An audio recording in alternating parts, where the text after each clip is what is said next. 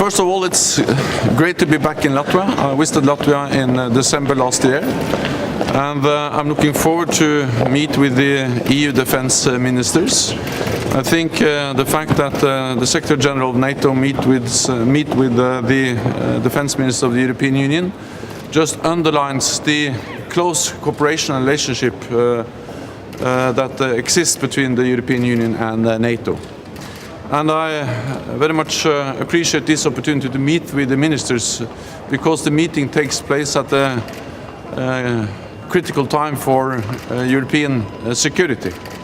Because as we speak, as we meet here in Riga, we see a very difficult situation and a deteriorating situation in eastern Ukraine.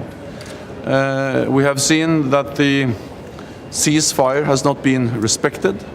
We have seen the separatists in eastern Ukraine making advances, especially in and around the Balcheve, and they have used advanced weapons to attack the Ukrainian forces in the Balcheve. Russia provides support for the separatists with providing them with heavy equipment, advanced weapons, forces and training. And the ceasefire is also undermined by the fact that the OSCE monitors are not allowed access to be able to do their job to monitor the ceasefire. And I urge Russia to withdraw all its forces from eastern Ukraine, to stop all its support for the separatists, and to respect the Minsk agreement, and to also use all its influence on the separatists to make them respect the ceasefire. I support the decision by the UN Security Council, which call on all the parties to respect the Minsk agreement and to respect and implement the ceasefire. And the Minsk agreement and the ceasefire remains the most important tool we have to achieve a negotiated, peaceful solution to the conflict in Ukraine. And therefore, I urge all parties to implement the Minsk agreement in full and to respect the ceasefire. If the ceasefire doesn't work, what can the West and NATO do next?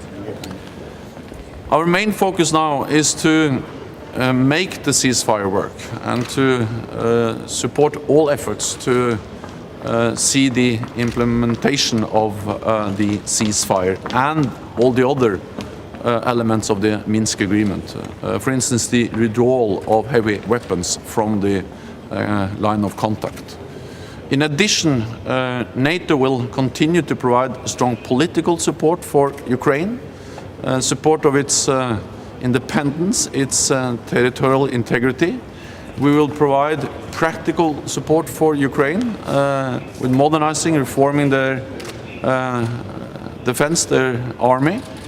And of course, we are also adapting our own defense posture to the fact that we see that the security environment in Europe is changing because of the actions of Russia, the aggressive actions of Russia in Ukraine.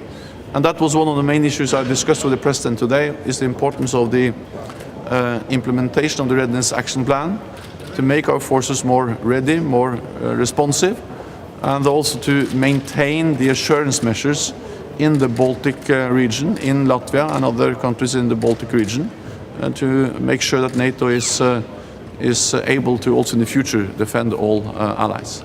So would you say that NATO is already ready to protect its eastern allies like Latvia? Is NATO ready for hybrid war? Yes, NATO is ready to protect all allies against any threat. But what we have to focus on is that we should also be able to do that in the future. And since the security environment is changing, we have to adapt and change. And that's exactly what we are doing. We have already implemented the assurance measures, which means that we have more planes in the air, more ships at sea, and also more troops on the ground on a rotational basis, making us more able to defend and to protect all allies. And we are also adapting to the fact that we see increased use of hybrid warfare. That's about many different elements, and we are in the process of implementing and also developing the strategy meeting hybrid warfare. That's partly about better situation awareness. So intelligence, reconnaissance is important, and it's part of the readiness action plan which we now are implementing. It's partly about being able to deploy the right forces in the right time, in the right place. And that's the reason why we are establishing the Spearhead Force and also the enhanced NATO response force. That's about increased responsiveness, readiness of our forces. And the third important element is decision making. We have to be able to make the decisions in the right time to be able to respond to hybrid warfare. This is something we already do, but we're going to develop it further to be to keep NATO strong also in the future. Thanks, folks. Thanks. What do you think of the situation in Libya? And do you think 4 years after it was a mistake to have an intervention of NATO in Libya when we see the result? It's a very serious situation in Libya, and we support the efforts of UN to try to find a peaceful solution to the fighting which is going on in Libya. At the same time, I think you have to remember that the NATO operation in Libya was an operation with a clear UN mandate. It was about protecting civilians against the attacks of the Gaddafi regime, and we did that. I think the challenge has been what happened afterwards. There should have been more follow-up, more presence of the international community, but that's not only NATO responsibility. There are many different international organizations that I think all see now that there should have been more presence after the military operations ended in 2011.